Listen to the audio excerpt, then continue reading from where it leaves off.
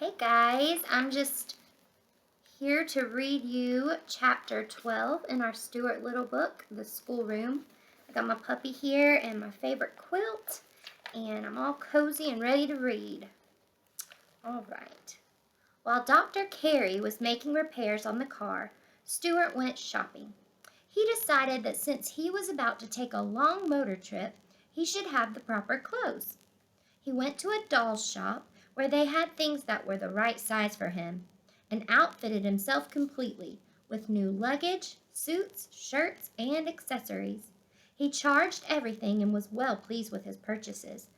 That night he slept at the doctor's apartment. There's a little picture of him in front of the mirror trying on his little doll clothes. How cute.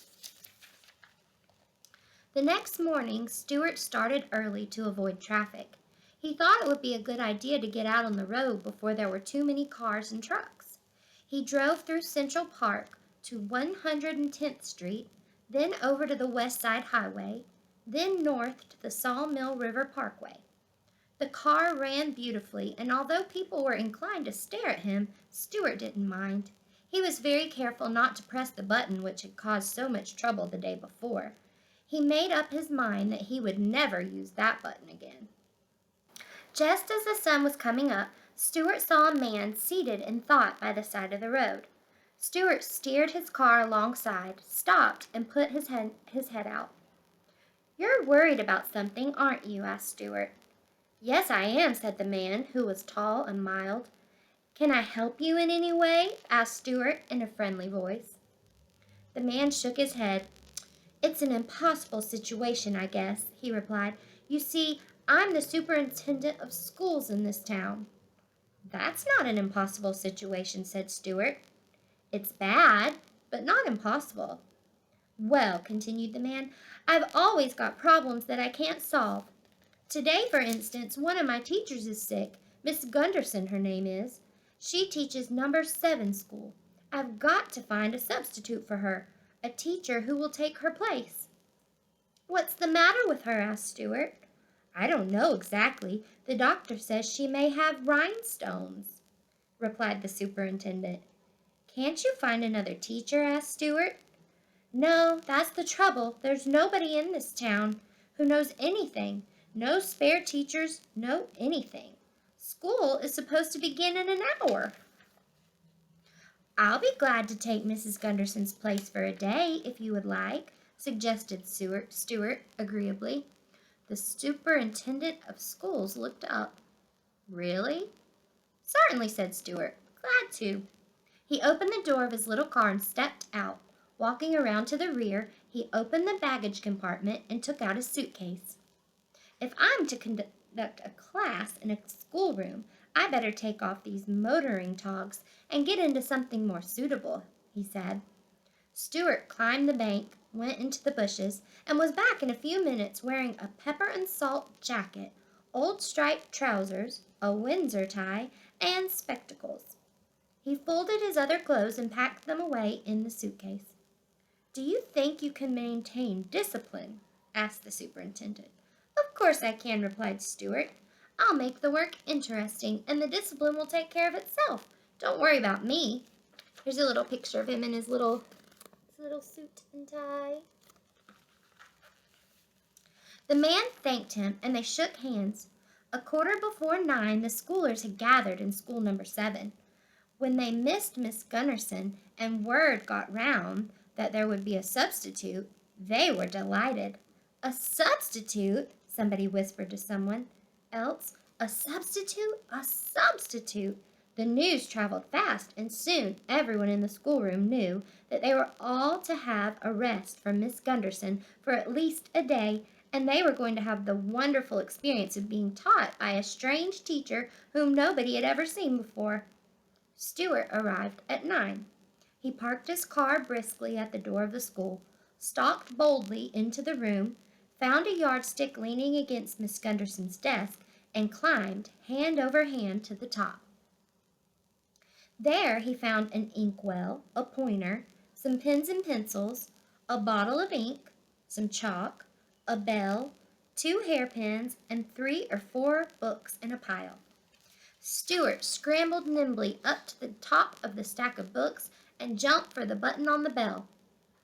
His weight was enough to make it ring, and Stuart promptly slid down, walked to the front of the desk, and said, "Let me have your attention, please."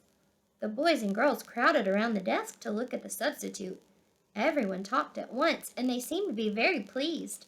The girls giggled and the boys laughed, and everyone's eyes lit up with excitement to see such a small and good-looking teacher so appropriately dressed. "Let me have your attention, please," repeated Stuart. "As you know, Miss Gunderson is sick, and I'm taking her place." "What's the matter with her?" asked Roy Hart eagerly. "Vitamin trouble," Stuart replied. "She took vitamin D when she needed vitamin A. She took B when she was short of C, and her system became overloaded with riboflavin, thiamine hydrochloride, and even with pyridoxine, the need for which in human nutrition has not been established. Let it be a lesson for all of us." He glared fiercely at the children, and they made no more inquiries about Miss Gunderson. "Everyone will now take his or her seat," commanded Stuart. The pupils filed obediently down the aisles and dropped into their seats, and in a moment there was silence in the classroom. Stuart cleared his throat. Seizing a coat lapel in either hand to make himself look like a professor, Stuart began. "Anybody absent?" The scholars shook their heads. See the little pictures. You see? He's so cute.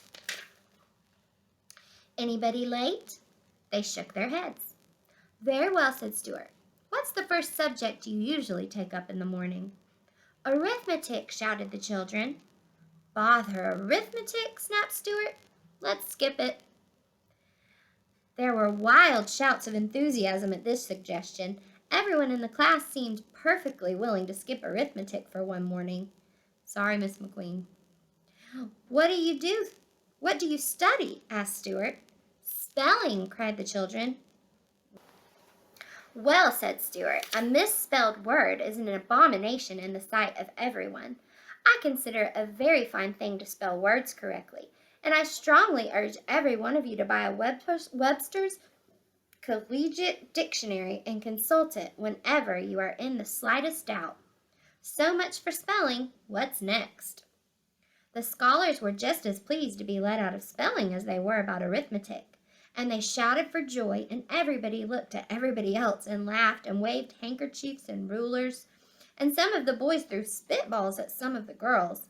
Stuart had to climb onto the pile of books again and dive for the bell to restore order. "What's next?" he repeated.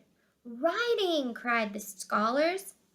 "Goodness," said Stuart in disgust. "Don't you children know how to write yet?" "Certainly we do," yelled one and all. "So much for that, then," said Stuart. "Social studies comes next," cried Elizabeth Gardner eagerly. "Social studies? Never heard of them," said Stuart. "Instead of taking up any special subject this morning, why wouldn't it be a good idea if we just talked about something?" The scholars glanced around at each other in expectancy. "Could we talk about the way it feels to hold a snake in your hand, and then it winds itself around your wrist?" asked Arthur Greenlaw. "We could, but I'd rather not," replied Stuart. "Could we talk about sin and vice?" pleaded Lydia Lacey. "Nope," said Stuart. "Try again." "Could we talk about the fat woman at the circus, and she had hair all over her chin?" begged Isidore Feinberg reminiscently. "No," said Stuart. "I'll tell you. Let's talk about the king of the world." He looked all around the room hopefully to see how the children liked the idea. "There isn't any king of the world," said Harry Jamieson in disgust. "What's the diff?" said Stuart. "There ought to be one." "Kings are old-fashioned," said Harry. "Well, all right then. Let's talk about the chairman of the world."